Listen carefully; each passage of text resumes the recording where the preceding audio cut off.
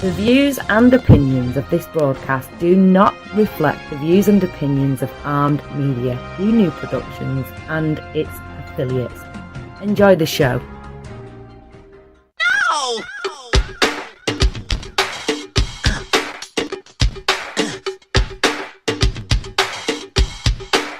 I'm going down to Alphabet Street. I'm gonna crown this girl that I meet. I'm gonna talk so. Channel switched. Good evening, everybody. This is Kathy, and it is tonight, F Word Special Edition 9/11, 2018. Oh my gosh, it's already been a while, and it is such a special edition tonight because, number one, you know what, we want to remember all of the people that, here's an F word that I don't like to use, but fallen heroes that so many people have lost their lives and impacted so many lives. We all know this. But I've got my dear friend, Amy Harsch, on here, who is my favorite, listen to these F words, Amy, femme fatale fighter who has an amazing family. And we're going to be talking about all of these wonderful things about her and then some. But first, Amy, thank you so much for jumping on with me tonight. I really appreciate it. Thank you. Thank you. So we had some guy that, some people might know on last week, Daryl Thompson, who you have a special bond with, correct? I do. I work for him, and he's a dear friend and fighter. It's just lots of fun.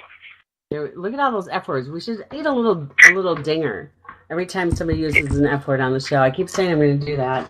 Then I forget. Yeah. Then I forget. Okay, 9/11, 2011. Is that when was that it? Was that all? I thought it seemed longer ago than that. 17 years ago. 2001. Why am I? Yep. I'm looking at my numbers wrong. 2000. I wrote it down wrong. Because I wrote it down next to your numbers, your years. Did 2011 right in front of 2012. Yeah, 2012. 2001. I was at Allianz where I worked. I mean, everybody knows where they were at that time, but I was at Allianz. I worked early. I started at 7 in the morning, so I always got there early. And I remember people walking in and saying, "Oh my God, a plane hit the World Trade Center." So this guy Todd, who sat by me, we got up and walked over to the elevators because they had TVs on every floor. And right when we looked up is when the second plane hit. That happened live. And wow.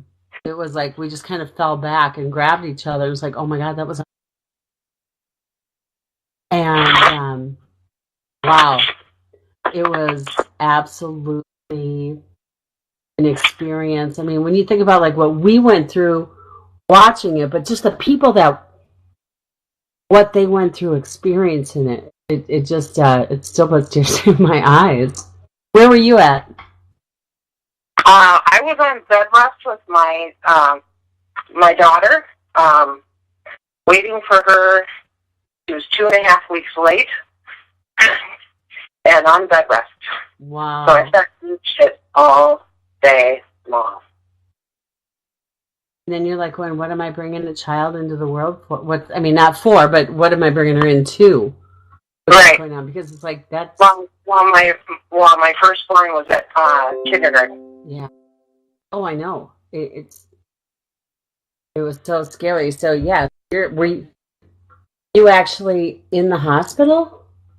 No. I was bed rest at home.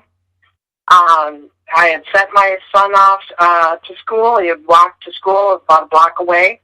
And we were talking about the first plane. And then I went back in the house and watched him plane hit. And it was very surreal. because having my boss was like a very good friend of mine. Amy, see, there's a lot of good Amy's on that. But just she came over to my desk and she said, "Go home, get home before your kids do, because you don't want them turning on that for everybody." Yeah. It was so weird too because the office was on 394, going right into Minneapolis, and you could see all these planes. So just so wild. Now, did you lose anybody? I did not. That's crazy. I mean, being in the financial services business, we need Fireman's Fund. Whoa, major F words. Our office is down there. That was one of the Allianz companies. So, and then of course we had our travelers who were all over the country. So everybody checked in. So that was good. But you know what? I mean, I look back now too, Amy, because that date affected so many later things in my life. And I'm sure it's for so many people. But like for me, I can almost, you know what? I'm going to just blame my divorce on the terrorist. Hey, we won't make my ex into a jerk. You know what? I mean, 2001, 9/11, that happened, and it wasn't long after that my then husband got called over to Iraq. He went over there before the war started. And they, started the war, and then he was over there. I mean, and it changed my marriage, and it changed the man that came back, and what happened and the things that he had to see over there has literally destroyed him. And so, it's like I can go back to that date and go, you know what? I could say some major F words, but I won't, out of respect for others. But it really did. It changed my husband to the point where we couldn't be married anymore. So I just now thought of that tonight. Wow, crazy. But I just want to send my deepest thoughts and love and prayers and everything out there. And respect. I mean, think of all the people that serve, all the people that got up that day thinking it was going to be a day like every other. It wasn't. All of the heroes. There's so many heroes, and there's so many stories that people don't even know about, but just for everybody. So that's what I'm going to say about that. And the best thing we can do for people is remember and never forget how you felt and how you felt about your neighbor, your friends, your family,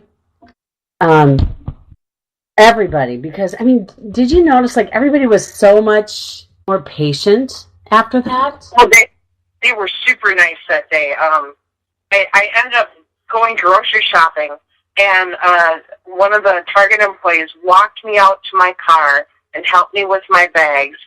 Yeah, I know I was supposed to be on bed rest, but I was like, come on, this kid's got to come out. Right?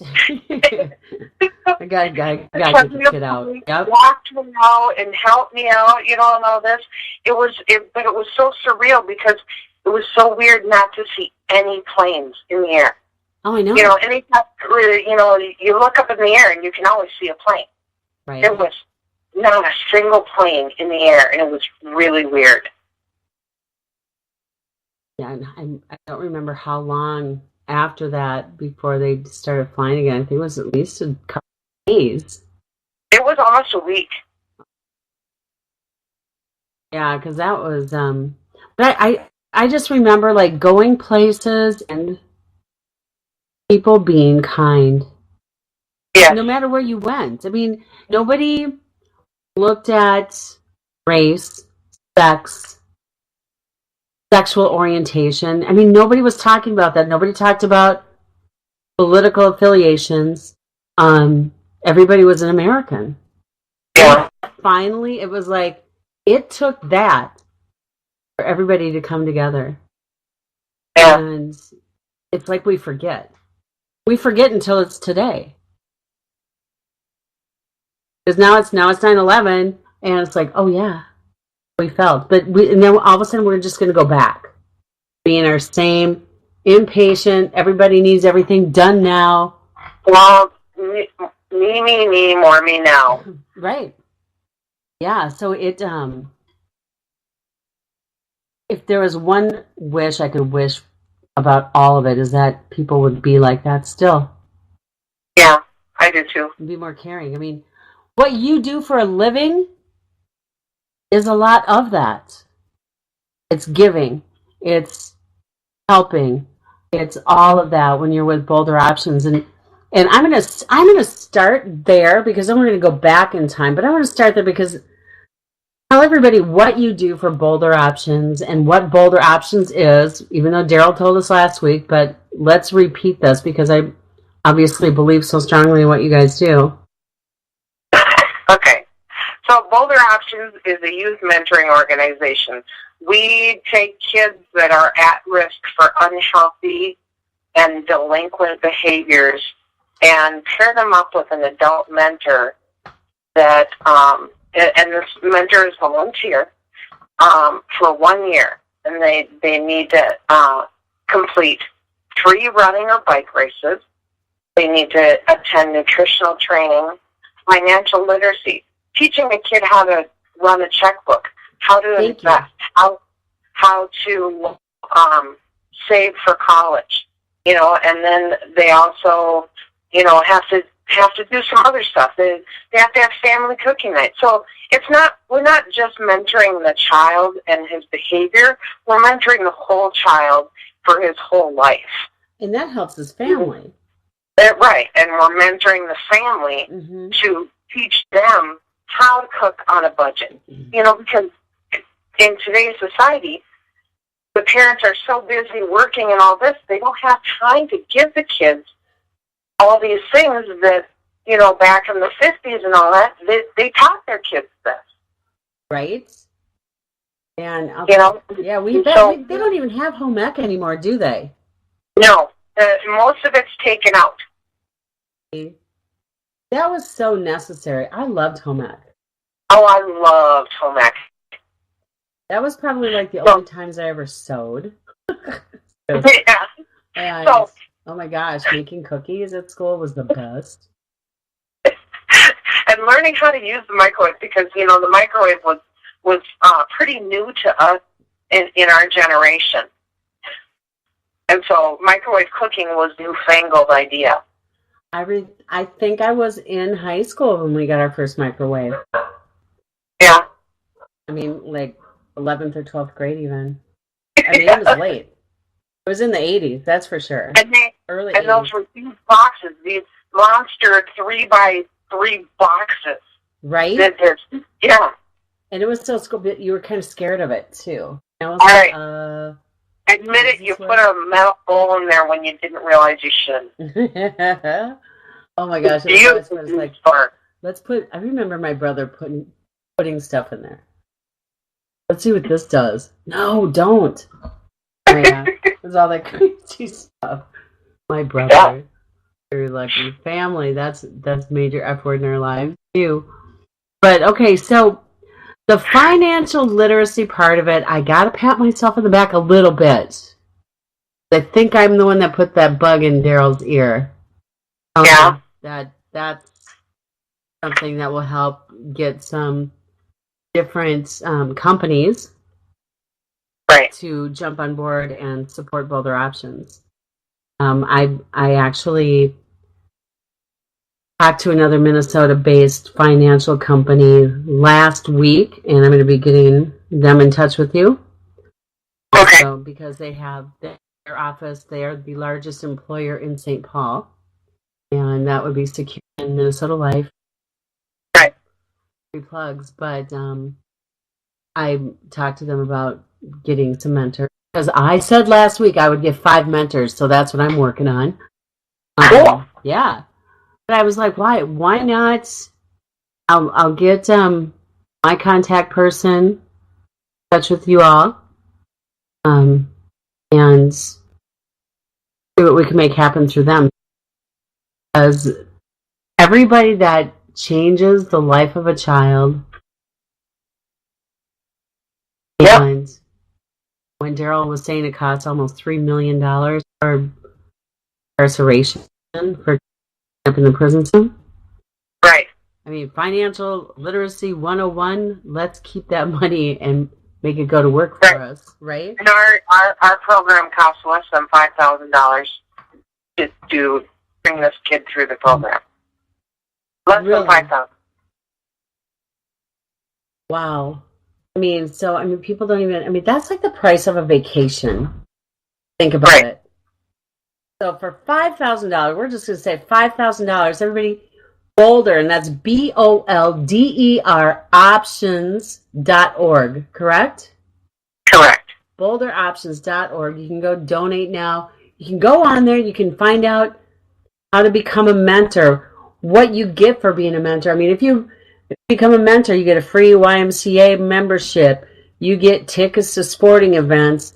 You get all kinds of different opportunities to take the child that you're mentoring out into the world and experience different things that they wouldn't get to experience otherwise.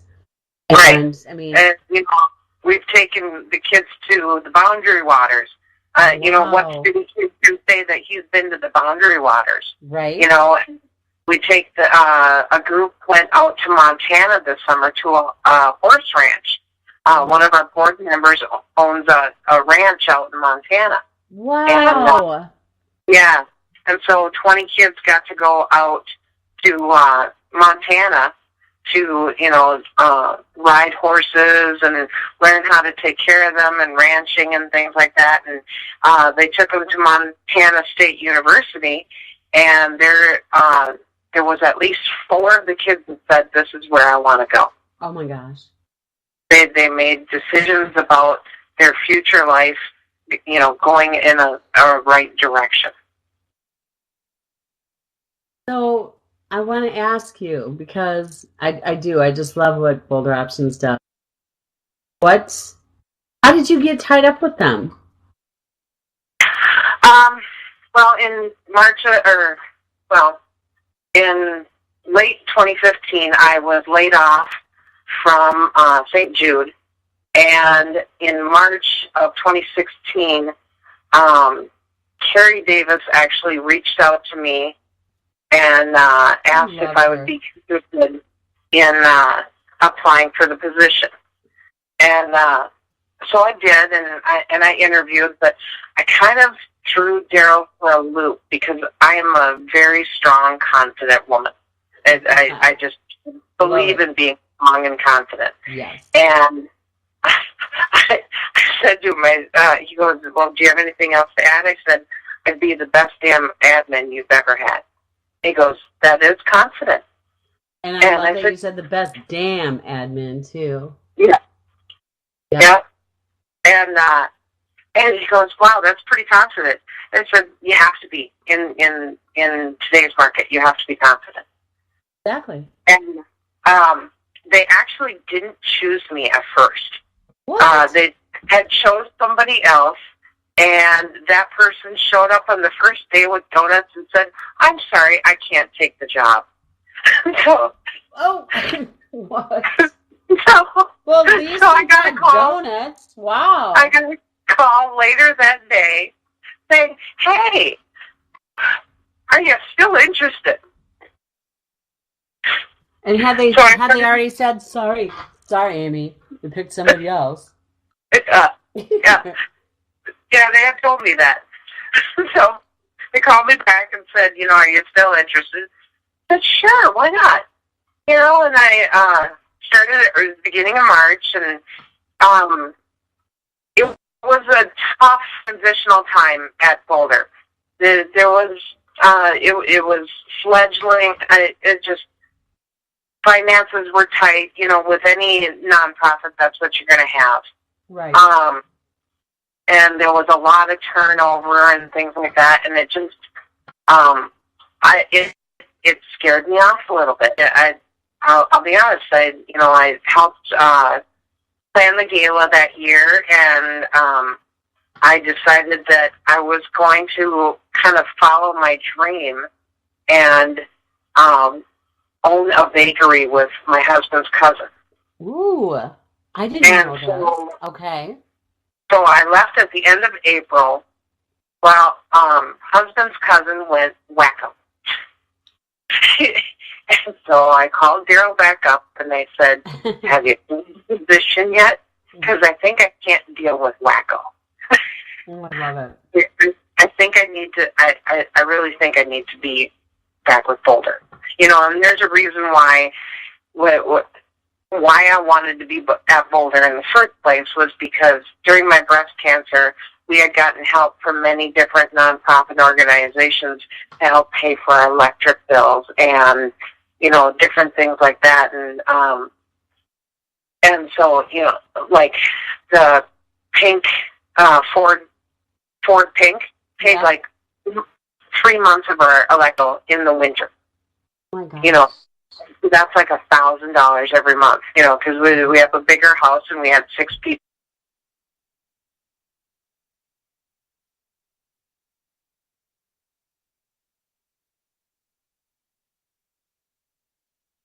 Ended up coming back to Boulder beginning of June, so I was gone for 1 month.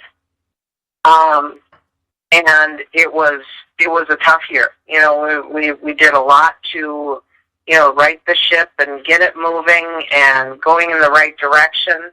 By the end of the year, we were we were past the rough waters and seeing the sun ahead and moving and taking. And 2017 got better and better, and 2018 got even more fantastic. And we're doing 20 knots right now and just moving. But I never said what I actually do there. To coin a phrase of one of our other board members, I am the chief rainmaker. I love it. I'm the office manager extraordinaire. I'm the admin. I'm the, you name it, I do it. A doorknob needs fixing, I do it. You need a letter written, I do it. Wow. How did you learn all this nonprofit stuff? Just from being there, or you mentioned St. Jude's. What did you do there? I was an executive admin. There, I've been an executive admin for over 20 years. Okay. So I learned a lot. I worked for Pentair. I worked for Ecolab, and I worked for a bunch of small companies too, where I learned, Peachtree, and I learned QuickBooks and things like that. So when I came into Boulder, they were on Peachtree software, very old stuff, and I said, "Oh yeah, I know this stuff," and I took the accounting over and just went with it, because I'm kind of the chief operating officer with the finances too. Oh wow. And then we switched over to QuickBooks and all this, and so over the years, all these different companies that I've worked for, I learned a lot. I learned how to image computers with when I worked at WinLogic, and and fixing things and doing office manager type work and things like that. So I came to Boulder with just a plethora of knowledge, and and just that's what I do. It's nothing that, will you do this? It's just,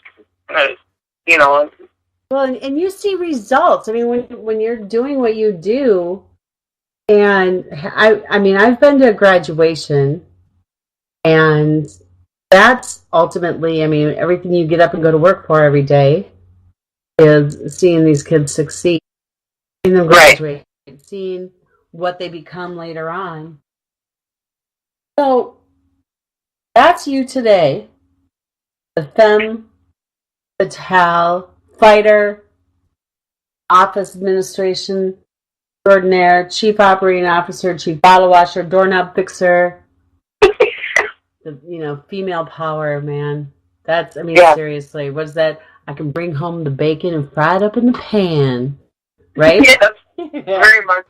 So, okay. Now, we're going to go back to a time, 2012. What was going on back August, Okay, well, 2012, what happened? Well, 2012, in March I had turned 40, and the previous October I had a breast exam, and the doctor said, oh, you can wait a year or two, everything's good, she checked it and all that. Well, What? in June of that year, I found a lump. Well, okay, I wanted to play the river of denial, that's Yep. in Egypt. Yeah. And I kept telling myself, oh, it's a clogged milk duct.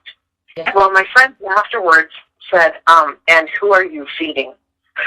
Yeah, right? Yeah. Because at the time, I had a 12-year-old and a 17-year-old. Right. So, who are you feeding?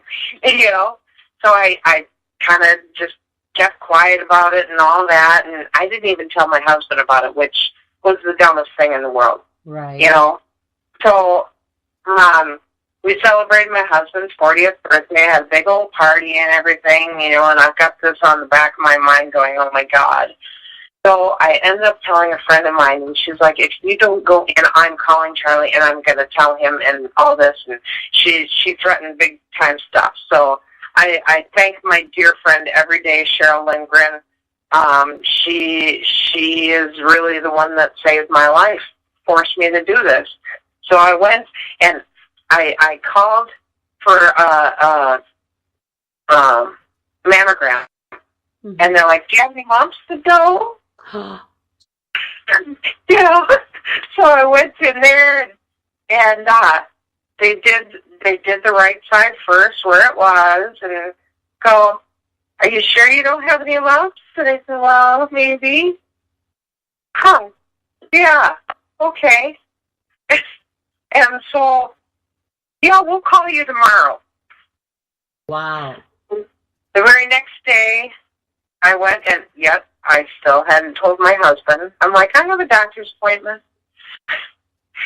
and I get that though, because you're in. Yeah, seriously, you're like getting in the canoe on the river of denial. Definitely. Yeah. So, they do a biopsy, and then there was something over on the left side, but it was just like a fluid-filled cyst or whatever, and they got rid of that. And he goes, "Yeah, I'm pretty sure that this is cancer, but I'll call you again tomorrow." So now we're going into day 3. Oh my gosh! So now you're getting that. I'm pretty sure. Yeah. Well, and so I tried to call my husband while I was leaving from the biopsy, and of course, he was at work, and I tried to call his cell, and he was busy and all this, and I couldn't get a hold of him, and it was just a holy hand mess. And I had another doctor's appointment for something else across town. So I'm bawling my eyes out driving, and I'm talking to a friend of mine, oh, I got breast cancer, and all this stuff, going to my other doctor's appointment. And so I'm trying to hold it together in that doctor's appointment, and I'm bawling my eyes out, and she goes, "Are you crying because of your situation, or are you crying because it's, this other deal that why you're here?" I said, "Probably both, Oh, honey. Yeah. So, finally got a hold of the husband and explained everything to him, and that night we had my niece's graduation party. Wow. And so I'm trying to hold it together because, Charlie's aunt was there and a bunch of other people, and we didn't really want it, spread wide on information and all that. So the very So Friday on our, let's see, I have to think, because we got married in 91, and it was 2012. So our 21st wedding anniversary, we went to the doctor together and talked about having a mastectomy. And so I had decided at that point to do a double mastectomy because I didn't want to deal with it any further. Like, yeah, I don't need them anymore. Get them off. Right. Take them out of there. Right. Yep. So, yeah, on our 21st wedding anniversary, we planned my double mastectomy for the following Friday, 8/24. So, come the following Friday, go in and have my surgery, come out, and I'm back in my room, and I started not feeling well. Did you go home after that, or did they keep you in the hospital? Well, no, they keep you in for a couple days. They actually don't kick you out for that one. Okay. So that's good. So I'm not feeling well, and I'm kind of acting funny, and they're like, well, we need to get you up, maybe go to the bathroom or whatever. And I looked down, and I was bleeding internally so bad. I looked down and went, oh, look, I have a new boobie. No. Oh, okay. Ooh, yeah. Okay. Yeah, I had a pocket of blood there. Oh, my gosh. And so they rushed me into surgery and went through all that, and then I was in recovery, and I remember just bits and pieces, because Charlie and I had come up with a top 10 list of why it's good to have a mastectomy. Just try to keep it light and humorous. Exactly. You can hide behind a gun or a telephone pole in a gunfight. There you go. No more playing hide and seek with the twins when you're laying on your back. Yeah. No more black and blue eyes when you're jogging. Yes. It's just all sorts of things like that. Dave Letterman top 10 list. Right. So I was telling the nurse this in my delirium, and also during that delirium, I started bleeding internally on the other side. Oh, my gosh. So I got rushed back into surgery, so that's 3 surgeries in 24 hours. Oh, my gosh. So in and out. Oh, my gosh. Yeah. So I finally woke up on the 25th, and I was just a mess that whole day, a hot mess. We didn't want the kids to come to the hospital at all, because at 12 and 17, it's just, they don't need to see your mom like that, right. And freak them out. Right. So my husband stayed with me nonstop, 24/7, did not leave the hospital, slept in the same clothes and everything. I had lost so much blood that at one point my hemo was 5, which is half your blood is gone. Normally it's supposed to be 12 to 16. Oh.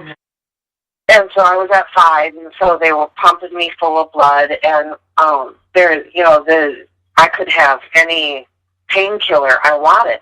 But the only problem is a lot of the painkillers give me a migraine. It's like a bounce back. Oh, and yeah. So I'm trying to find a pill or some sort of medicine that won't give me a migraine, because they said you can have whatever you want. And so I go, okay, this is going to give me a migraine, this is too, and all that. I said, let's try Tylenol 3. What? Is that the ticket? Yeah. The pain looked at that, went, yeah. So we ended up with a half a Demerol, 165 milligrams of Demerol or whatever, it was Vicodin, 165 milligrams of Vicodin. That's not very much. No. That's massive. Yeah. And so I had that like every 2 to 3 hours. And, you can't lift your arms. if you lift your arms, Forget about you it. can tear the Rip the twice stitches. entered stitches. Yep. When you're draining, and that, nurses coming in and saying you have to go to the bathroom, you have to do this, you have to do that. Well, then I got my period on top of it all. No. Yeah. Okay. Thank you. Yeah. Thank you, Lord. What else? Just remind me all these reasons why being a woman is so much fun. Oh yeah.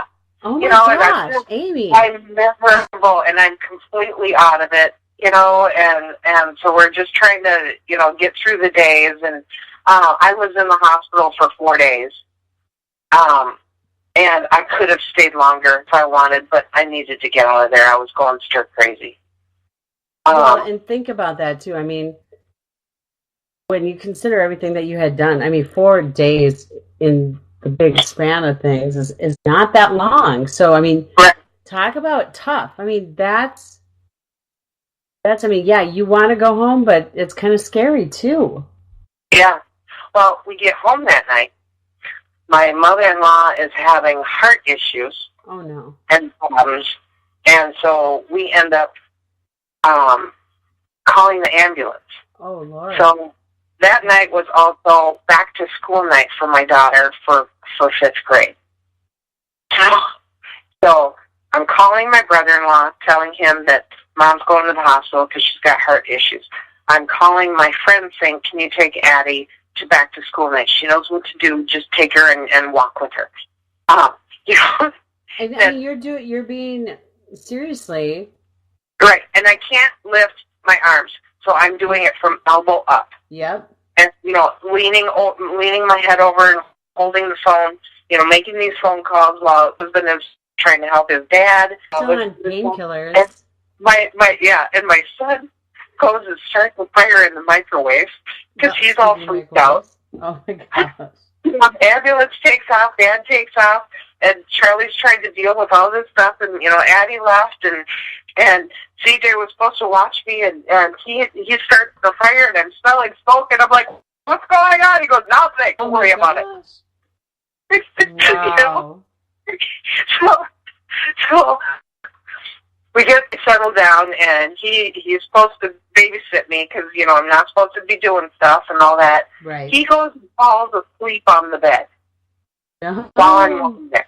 So my daughter gets home for back to school night, and she's going to be my nurse.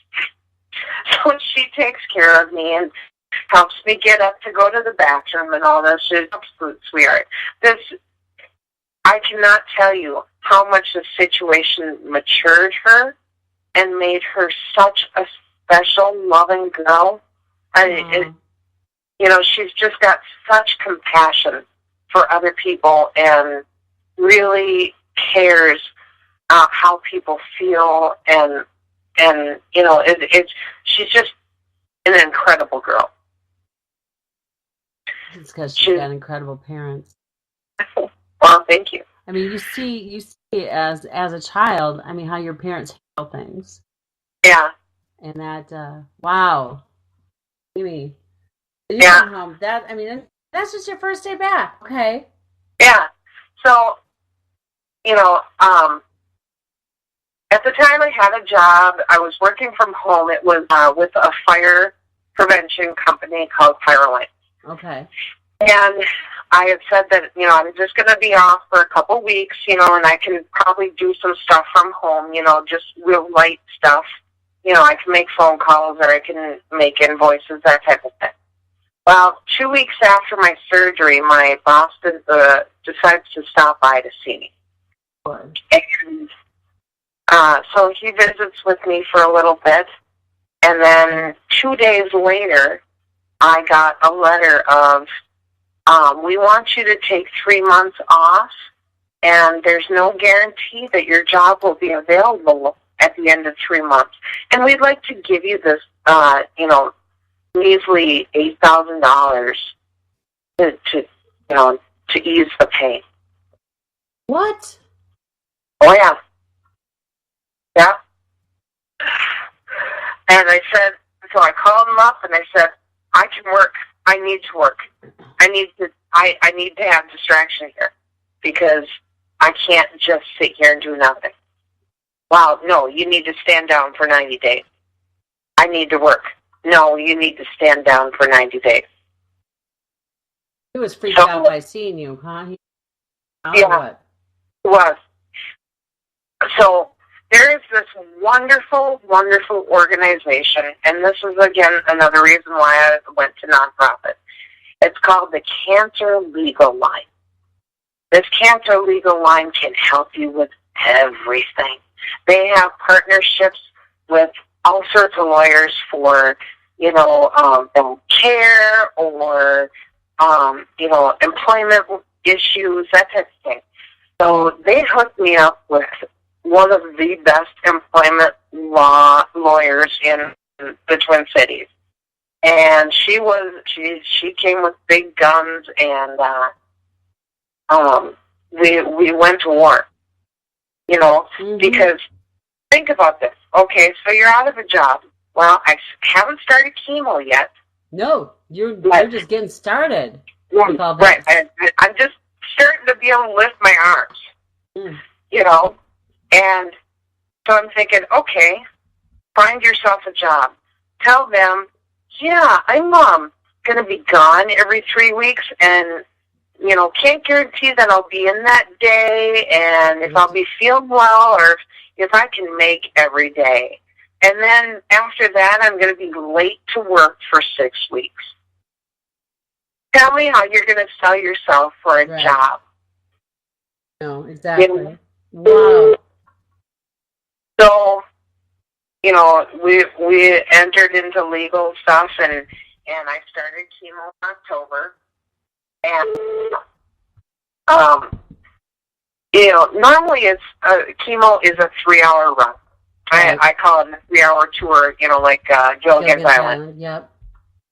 But I reacted really badly to it and was like rolling around on the bed like it was killing me. Oh, honey. And how hard was that for your family to see that?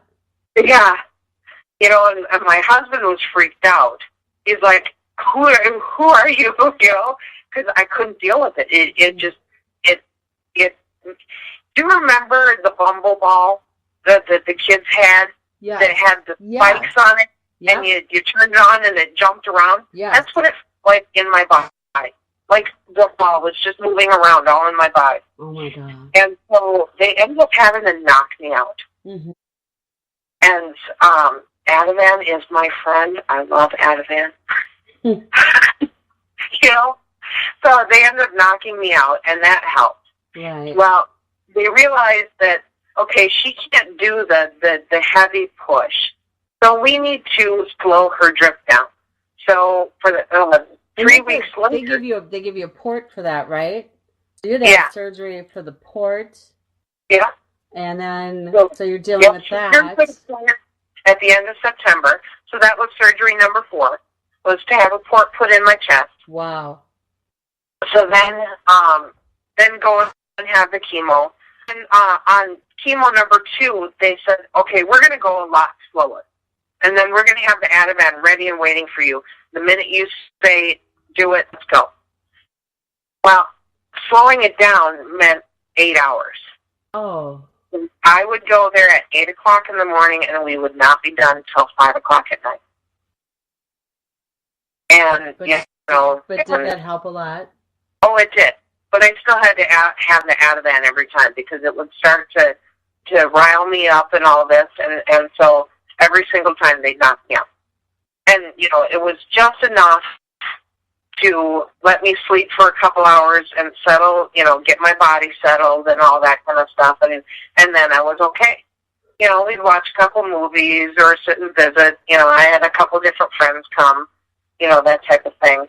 So, I'm sorry to do this, but let's bounce back here for a second. So the financial part, you said, so they gave you $8,000, and then the attorney went back. I mean, I want people, because, like the financial literacy part of everything, when you're teaching these kids, it's like always have a savings account, have money saved up for emergencies. Right. You can't really save enough. You're 40. You haven't saved enough to cover months and months of illness. Yeah, Have you? a massive medical issue. No. There's no way. That day when I found out, I said to myself, this is going to financially ruin us. I just knew it. And, those 3 surgeries in 24 hours, I had great coverage. My husband worked for a great medical company here in the Twin Cities and great coverage. But it didn't cover everything. Right. So every time I went into into surgery, I got charged to be knocked out. Not the first time I understand. Well, the second time, I was bleeding That's internally. their fault. Yeah. Yeah, that was their fault. No, you can still get charged. There's another $2,500. Oh, you're bleeding internally again? Oh, we need to knock you out again. Another $2,500. So that thing, just for the surgeries, was $7,500. And then there was some stuff that they didn't cover in the hospital. So you have that. And then all of the doctor's appointments, everything. The whole thing ended up costing about between $10,000 and $13,000. It was probably closer to the $13,000 mark. And that's with good coverage. With coverage. And without income, because... Right. Okay, so let's deal with that. What did the attorney end up doing? Well, we ended up suing, because she told me don't take the $8,000. Right. So I said no, and we went to war, and I ended up getting before attorney's fees and everything, I ended up getting $100,000. So then you still got $8,000. Kidding. It's like, wow. Yeah. Well, after attorney's fees, Right. it was basically Right. 1 year severance. Yep. Well, half of it was just a lump sum cash. Right. The other half, they taxed it. Yep. That's right. So, so it helped, but by then, when I got the money in May the following year, okay, I already had been robbing Peter to pay Paul. Right. And we were strapped. Like I said, we had contacted Ford Pink and a bunch of other breast cancer advocacy groups, and like I said, they paid our electric bill. Another one paid our phone bill for a month. And different things like that. It was amazing that, because my in-laws lived with us. Right. And so, they were in the house plus the kids and all this, and they had to come home, and they were, they had to shower right away because they didn't want to get me sick or anything like that. So it was quite a hectic time. And both my mother and father-in-law were in and out of the hospital during this time too. So it was just total crazy chaos, And so then in March, it was like February, I started radiation. I had 6 weeks of radiation. How does that make you feel? It makes you super, super tired. Okay. It doesn't make you sick feeling or anything like that. It just makes you exhausted. Like, like with your Lyme disease. Right. Where, it's just hard to even lift your arm. Right. You're like, I'm so tired. So I slept a lot. With chemo, the first day I maybe, slept like half the next day. Then by the end of chemo, I was in bed for 3 days after. And I would have stayed in the 4th, but my husband was kicking me out of bed, saying, all right, enough of this pity party. Yeah. And so he kicked me out of bed, and, I'm all better for it. But, and radiation makes you very exhausted. So I went through that and, finally getting my hair back, and it came in curly. It was beautiful, these beautiful soft curls. I wish I still had them. And then... That's what wigs are for. If you wanted, go get a wig. Yeah. You're beautiful. You're beautiful. Your hair is gorgeous. It is. So I have a tumultuous relationship with my personal family. I've pretty much adopted Charlie's family as my only family. So my sister decided to call in April, who I haven't talked to in 10 years. Wow. She's like, well, I heard that you were sick, and, I wanted to know if you wanted anything or if you need help. I'm like, seriously? Where were you 10 years ago when I had little kids and needed help? Where were you when you boycotted my wedding? Where were you when, right? And I just laid into her. I said,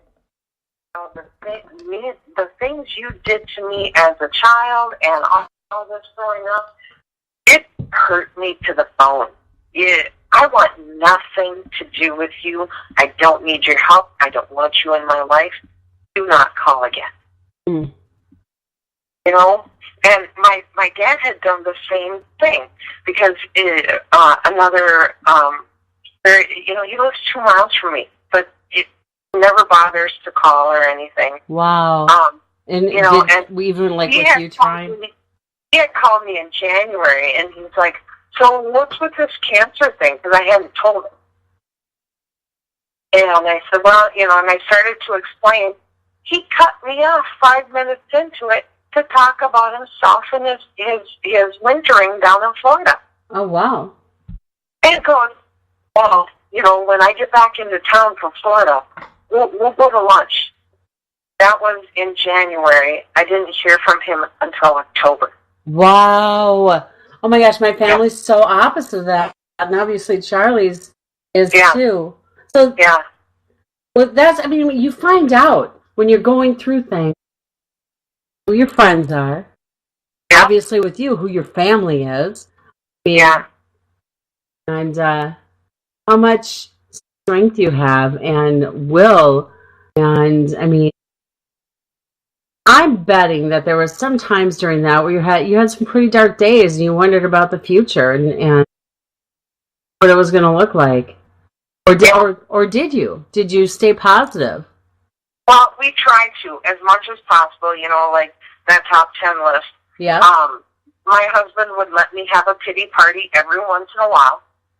Pity party of one. I'm here. Yeah. But then, all right, your pity party's done. Now let's keep moving. Mm-hmm. And it was all, let's show this. Let's laugh. Let's have family together. And, and so that's what we did.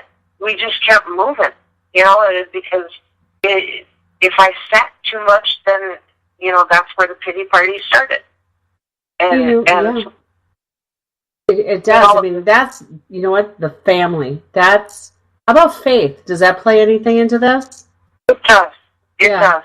You have to believe in some sort of higher power to,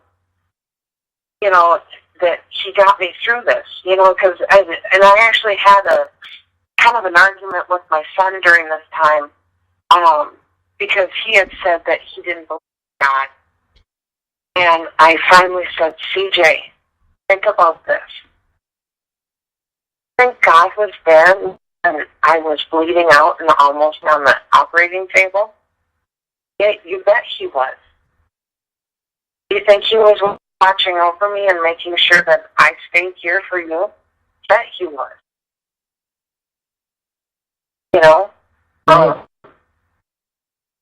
Right. How did he feel after that? He finally understood what it means to believe. Well, there is. And it doesn't matter what religion, but faith is faith to me. Right. And faith in a higher power. And I have my beliefs. You have your beliefs. Everybody has their beliefs. Yeah. And a lot of people think theirs are right or whatever, but you know what? It's like as long as you have faith, like George Michael said. Faith. No, you, honey, are a hero to me. I mean, there were so many heroes on 9/11. Your hero because you're an inspiration to, I mean, your family. See what it's like to get through and persevere. So we only have a couple minutes left. Look how fast this goes, right? Wow. I know. Crazy. I know. So when did they tell you you were cancer-free? I was actually cancer-free right away. But because it had infiltrated my lymph nodes, they had to do. Okay. I had a PET scan probably a week after surgery, the 3-round surgery, and I was cancer-free. But like I said, because it had infiltrated the lymph node, they had to do it. The chemo and radiation just to make sure. And I've been cancer-free for 6 years. I'm now to 1-year appointments of every 6 months. I'm off all of the maintenance drugs, and, you know, that is a godsend because those maintenance drugs are a nightmare. Oh. Yeah, I kept watching all these people bounce back, and they're like, "Woohoo!" You know, that was great and everything, and I'm hear me roar, you know, a cancer survivor, and I kept trudging through for 6 years, watching, going, "Oh God, I just don't feel good. Why am I not feeling good?" Here it was the pill the entire time. I was so very into it, and it was, you know, just wreaking havoc on my body. It was attacking joints and my bones and my muscles, and you know, it was basically like I had Lyme's disease. Right. I was just thinking as you said that's how I feel almost every day. Yeah.